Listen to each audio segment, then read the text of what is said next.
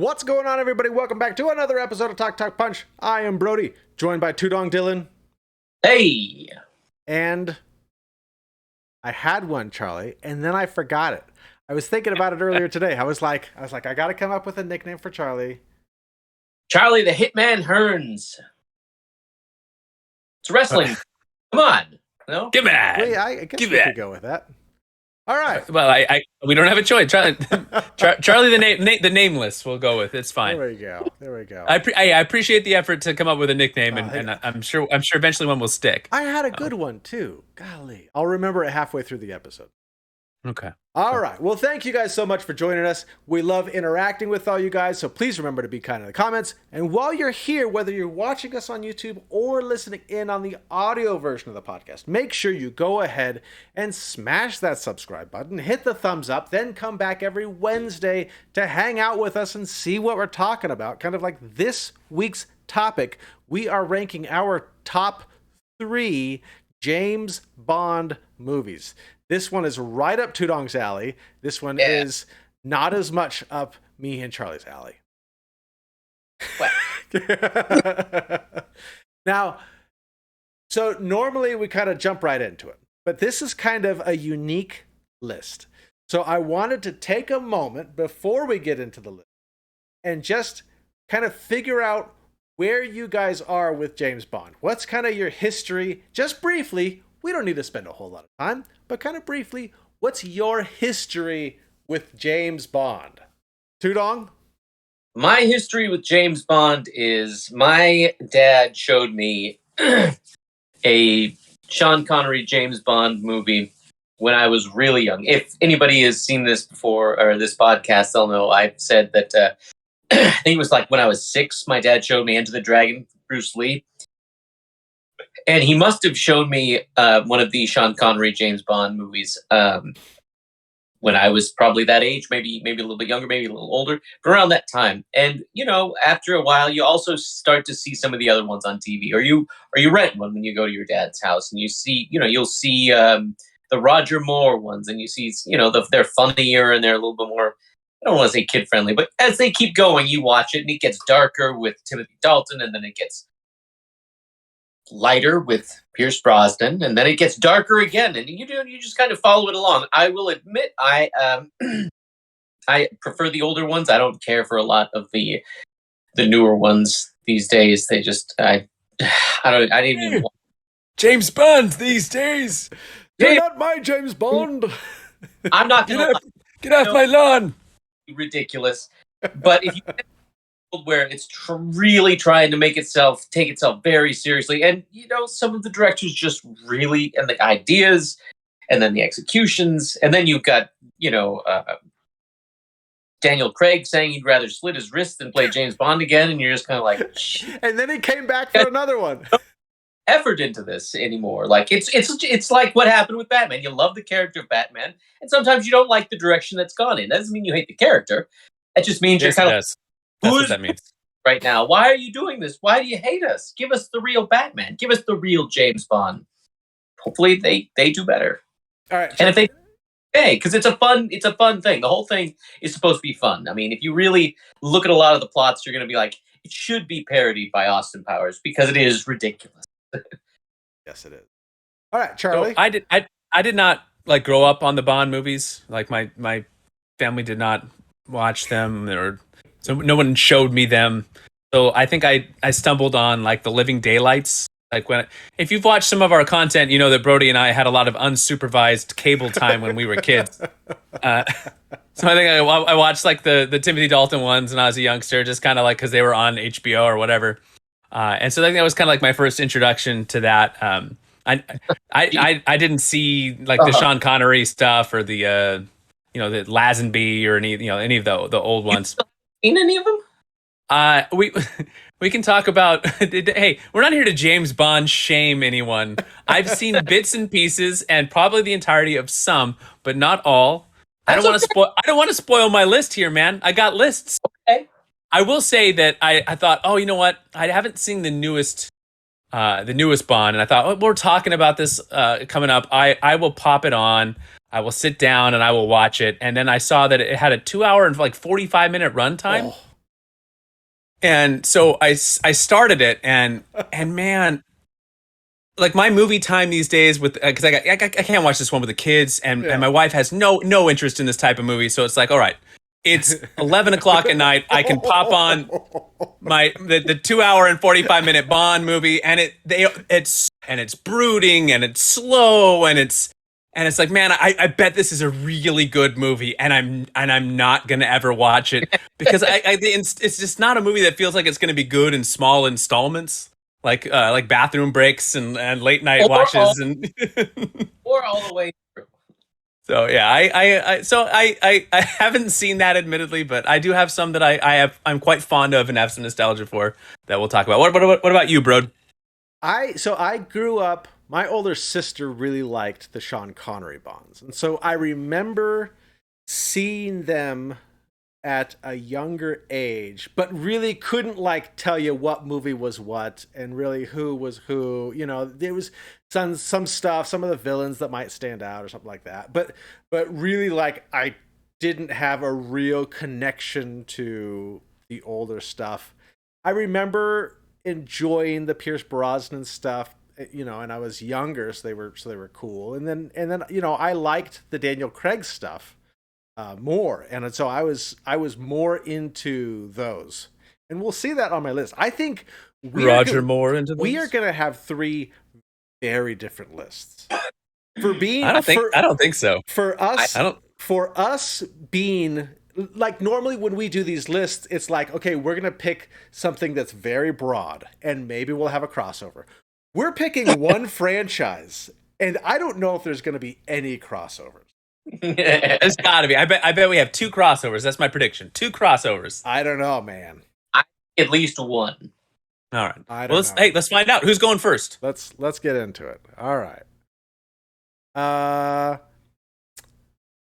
That's a good question. I forgot to check. All right, start talking if it's your poster. Okay.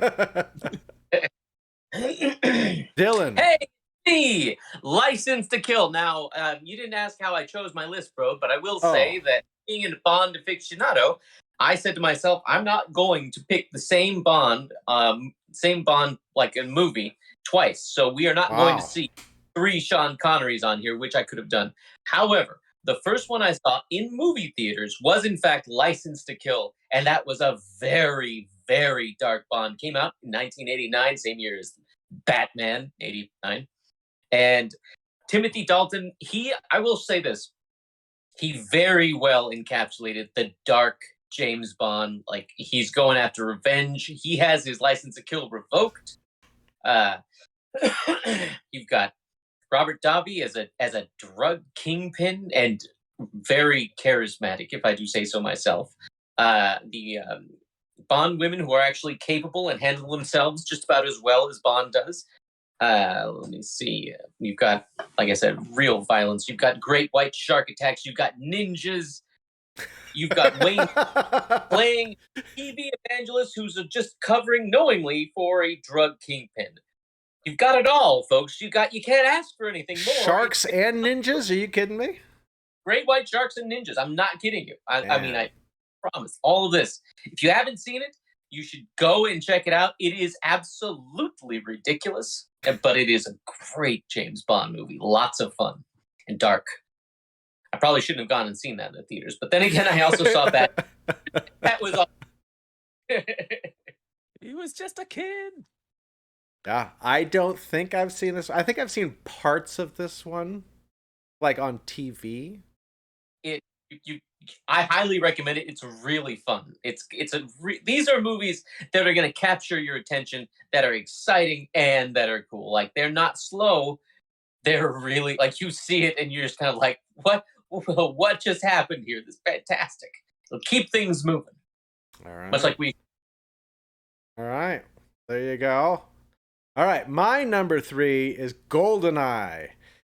This one probably has more of the nostalgia pick for me. This was kind of the first James Bond that I really like saw and appreciated and understood kind of what was going on. You know, it was cool. You get cool spy stuff. You get, you know, just the big spots, and this was a big deal. It was like, I mean, it was this was really big. You know, like coming out, it was like this rebirth of James Bond. People were talking about James Bond again. And it was like a blockbuster movie. And I remember seeing it, and I remember being like, oh, that's really cool. And remembering how much my sister liked James Bond. And I was like, oh man, this is really cool. I could get into this. You know, and then I wasn't as much a fan of the Pierce Brosnan ones as they went on, but this one kind of holds a special place. It's just kind of my sort of reintroduction and understanding of where like James Bond kind of came from for me. So, plus I had a fun video game. I knew it. I was waiting for it. Yep. It is fun. It was a very fun video game. So there's my number 3 is GoldenEye. All right, Charlie, looks like you're coming up next. All right, my number 3, and this might be a familiar movie because you just heard about it a few minutes ago. But License to Kill is my number 3. Now, crossover. I was shocked. Dylan and I didn't talk about our like methodology for this before, but I also similarly I picked 3 Bond movies from like 3 distinct periods of my life that kind of like represent kind of like an era of my movie watching. So this might be the Bond movie that I've seen the most.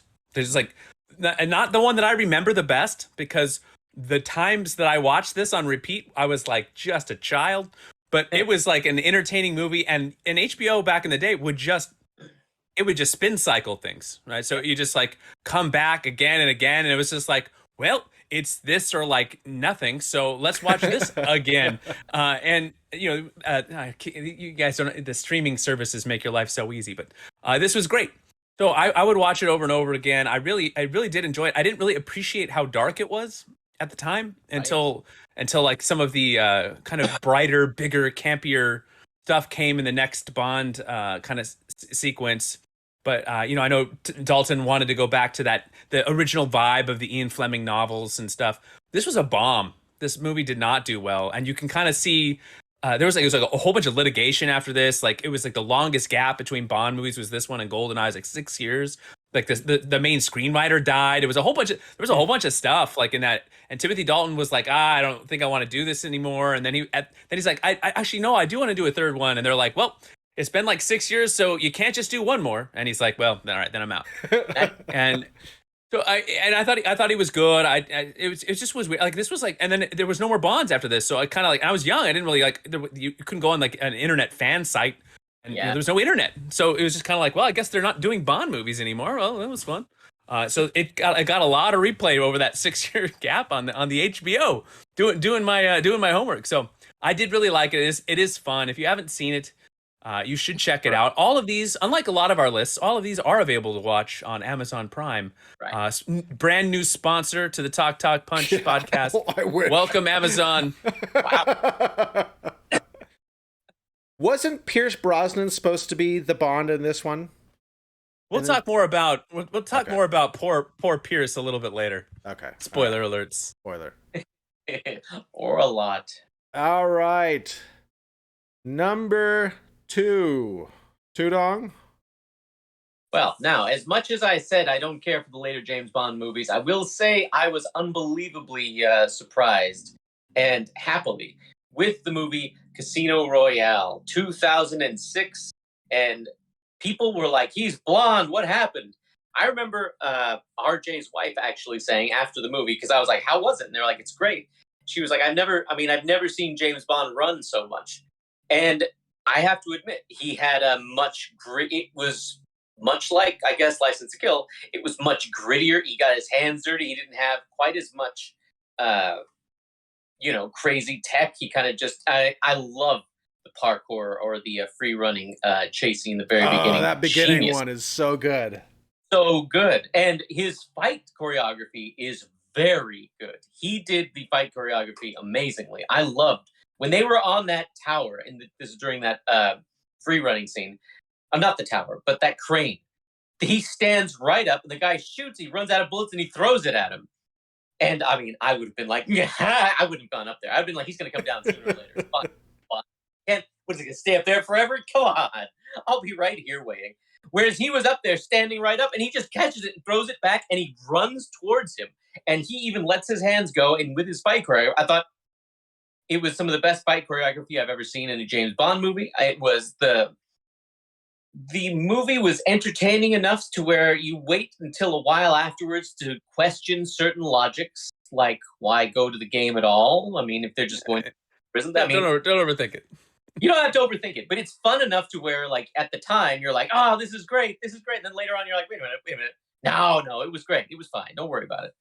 But a lot of fun, I wish his other movies lived up to this kind of potential. I really do. I was so let down by all the rest. But this movie was absolutely great. Deserves one of the top spots on any James Bond list. All right. Well, speaking of later Daniel Craig ones, I put Skyfall as my number 2. So you didn't like Skyfall?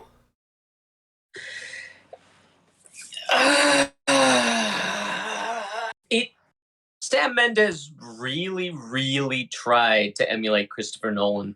And Christopher Nolan, especially like in The Dark Knight, Christopher Nolan was kind of pushing it with some of the coincidences that happened. If you listen to Charlie, it's way beyond coincidences. But this movie kind of goes way past that for me as well. Some of the things just didn't add up to me. And I will say I appreciated like the Javier Bardem's portrayal of the character. I thought that was...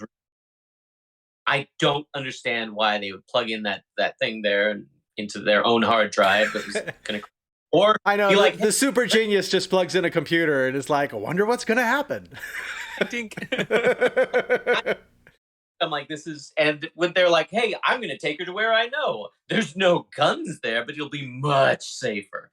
But it was kind of fun. Tell me what you liked about it, bro. That's so I enjoyed this. I liked that this... So the Daniel Craig stuff really feels like it has continuity between all of them. It does kind of have an ongoing story that a lot of the previous James Bonds didn't.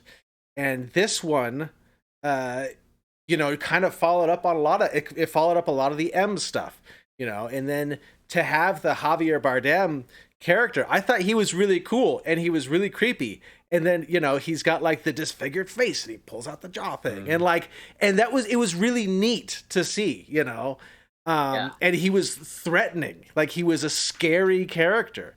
And yeah, there's like some leaps of logic, but golly, look at any of the James Bond and they're all full of huge amounts of leaps of logic and, a lot of suspension of disbelief throughout this entire franchise. But this one, the action, I really like the action stuff. I love my action stuff. And so having these newer ones especially be more action heavy. What was your favorite set piece, bro? What? What was your favorite action set piece?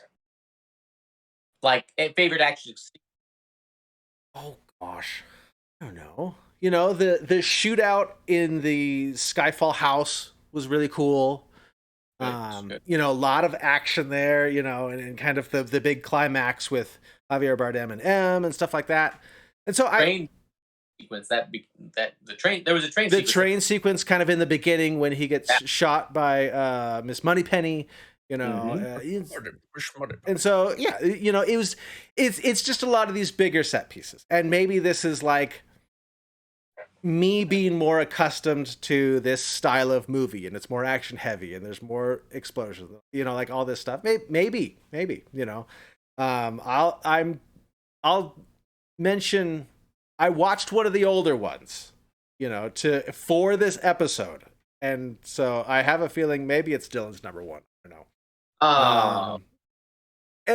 And it just didn't hit me the same as kind of the modern make of movie. And so in that train sequence when he jumps and the rest of it collapses behind him and he checks his cufflink, I thought that was pretty cool. That was James Bond right there. Yeah. So I really enjoyed this one. Skyfall, my number 2. All right, Charlie, you're number 2. Well, if this one looks familiar, it might be because we just saw it a couple of minutes ago. No, is it? Oh, So apparently, Dylan and I just have the same list. what So we're is going on here? Right. So What happened, dude? I thought no crossovers. No, you were cheating off my list. That's what happened. You're looking over my shoulder. Like I don't need. We don't need to rehash it because I thought Dylan said it beautifully. I was very pleasantly surprised by this. You guys know that I'm a big Pierce Brosnan fan dating back to my childhood. But even I have to admit, it got harder to root for those Bond movies towards the end there. They got so ridiculous. They got really ridiculous.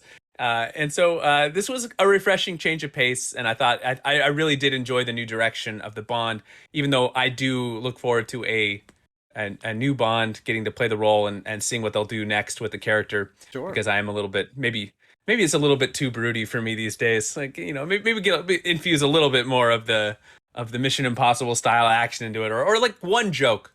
One joke is good, just, you know, but I like this movie. I thought it was really good, and this is, you know, this came out in 2006, so this is like, you know, my real adult Bond, and, you know, Daniel Craig has been threatening to leave the role for a long time, but he, you know, stuck it out, still with us for, you know, so a much decade money. of Bond. So much money. A lot of money. A lot of money, penny. But it's a good movie. If you guys have not seen this, you pop it on. It's great, and it's a fun introduction to the new direction of the franchise for sure. Very true. There you go. All right, Tudong, number 1. I have a feeling this is the same as mine. I'm gonna be so mad. Preposterous. My number 1, and this is why I didn't say this ahead of time. My number 1 is the movie that I first saw when I was a kid. The very first one, Sean Connery choice number 1. And that is, in fact, Thunderball. Is it absolutely ridiculous? Yes, it is. Is this the one? No. Oh, good. It's like, no, I wouldn't bother watching that garbage. This right here, prime Sean Connery. This is that sweet spot right when he was just first learning the role in Dr. No. He was making it its own in From Russia with Love, and he just started getting right in there with Goldfinger, and then Thunderball. Some people, he said his peak was Goldfinger, but I gotta say his peak to me was Thunderball. I thought he was fantastic. I thought he knew that role so well, and he wasn't phoning it in this one. He was charming. He was witty. It was fun. It was exciting. Did the plot make a lot of sense? Maybe not. What are there some parts that could have been sped up a little bit, or maybe even just cut altogether? Probably. Does all of the technology and even some of the dialogue and scenarios seem either out of date or just probably never was any sort of a date? Yes, absolutely. Was Sean Connery on fire? Was it entertaining? Was it fun? Yes, it was. This is pinnacle Bond, and maybe it was or it wasn't. Like, Ian Fleming changed his stance on Bond after he saw Sean Connery in Dr. No, and made Bond have a Scottish ancestry as well as being British. And I, don't agree with a lot of some of the things that he had said personally on his personal life. In fact, I might highly disagree. And the character at this point was, I don't want to say misogynistic, because that goes without saying. But, I mean, in this you also have, the bad guy isn't even killed by Bond. It's killed by the Bond girl. And there is a strong villain who probably was a better main bad guy than the main bad guy, even though he did have a really cool eye patch. His name was Largo. But the lady who was an assassin, almost killed Bond. She was really powerful. And so was actually the Bond girl. Like, all of them. I mean, like I said, I think this is pinnacle Bond right here. Sean Connery, best story, directing, all of it. They were doing it. It wasn't phoned in or any of that stuff. Totally ridiculous, but totally fun. I just like that he has a jetpack both in the sky and underwater. Yeah, right. He does. He absolutely does. That's the funniest thing. It's completely accurate. He does actually fly a jetpack. And the funniest thing is, it doesn't make a lot of sense, but totally fun. Make a little bit of sense. It made no sense, and it was in no way practical. But hey, underwater jetpack. And the underwater jetpack is even more impractical. It's preposterous. But I'd watch that as a series. Just something. Maybe we can get the MythBusters back together to test it out. There you go. I think that show's still going. It's different Is guys. Yeah, it's just different guys. Oh, yeah, good for them. Well, there you go.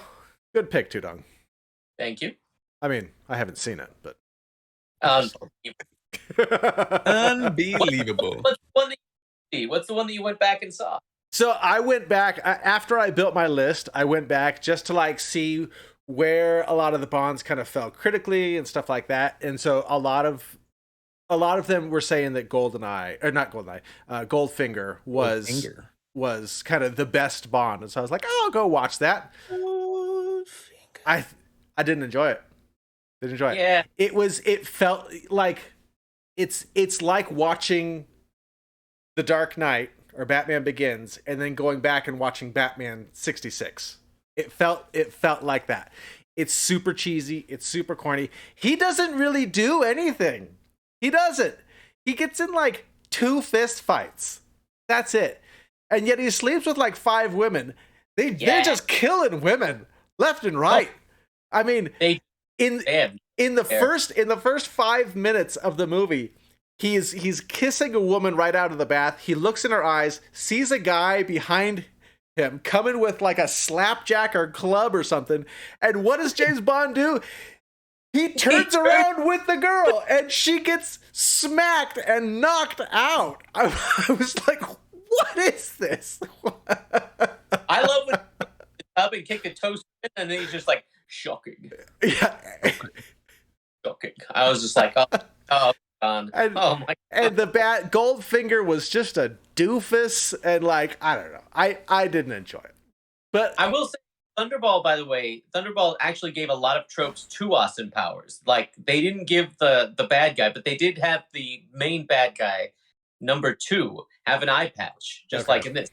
A lot, like if you go back and watch it, and watch Thunderball, you'll see a lot of different tropes that they use in Austin Powers. Because even I went back and I was like, wait a minute. Oh, yeah. So, I mean, it also did some of that really fun set pieces that are shockingly impractical. So it's probably blasphemous for me to say that I didn't enjoy Goldfinger, but I did. Hey, it makes sense. Now, if you were to say Thunder, different story, bro. Oh, if there's any like purists out there that Goldfinger is their number 1 of all time, I'm sorry. I didn't enjoy it. You know what I did enjoy though? Casino Royale, a 3-way crossover. That's actually quite surprising. Yeah, so this movie came out like a year after Batman Begins, right? So everybody was on this. Everything's dark, everything's broody.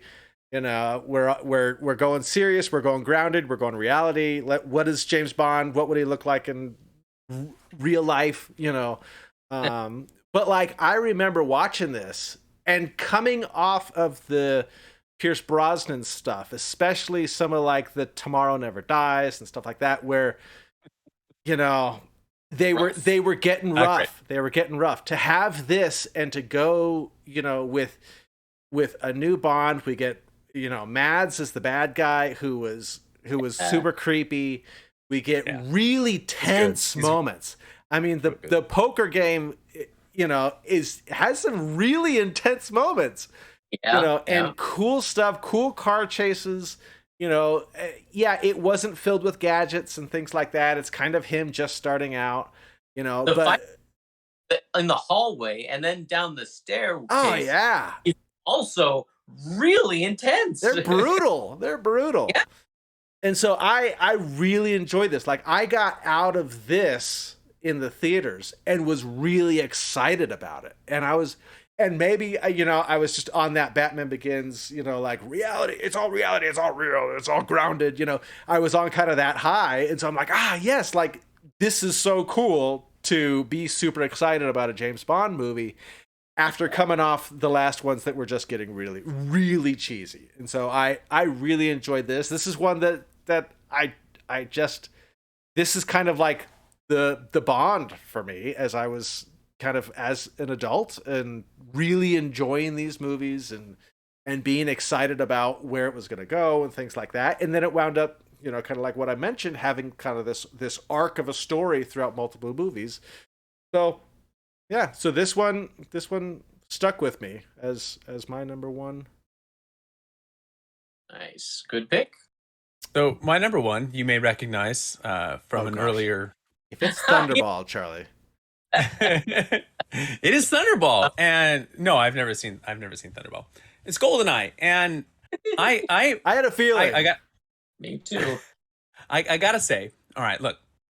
I said earlier at the start of this, I wasn't really raised on the Bond films. My family didn't really watch movies together. But one thing that my family did pass on to me viewing wise was a love of cheesy 1980s detective TV shows. And Remington Steele was my absolute favorite. Oh, Pierce with Stephanie Zimbalist and a wacky cast of Doris Roberts as the secretary was fantastic. Wacky cast of guest stars all throughout the years. Really great. And at the end of its run, it went a delightful 4 seasons, and then it was canceled. And all these rumors start swelling about Pierce Brosnan taking over the Bond role. It's the year is 1987. Forget that Timothy Dalton guy. Get him out of here. But then all the popularity, everyone starts watching Remington Steele. Numbers go up. NBC's like, we can't cancel this. We got the next Bond. We got to force them to do a season 5. And when I was a kid, I thought this was where the story ends. I thought, okay, NBC. Keep in mind, when I was a kid, I don't know if I read this in a newspaper or someone told me about it on the street. My gosh, someone called me on a payphone. How the heck did we learn anything ever? There was no books. I went to an encyclopedia and I looked up Pierce Brosnan. Or what happened here? Yeah, like entertainment. Got in my wagon and my horse and buggy and went to a bookstore to read a magazine on the floor. I don't know. Yeah, but that's what I did. Put a cup up with a string, and someone's like, Pierce Brosnan can't be the next Bond.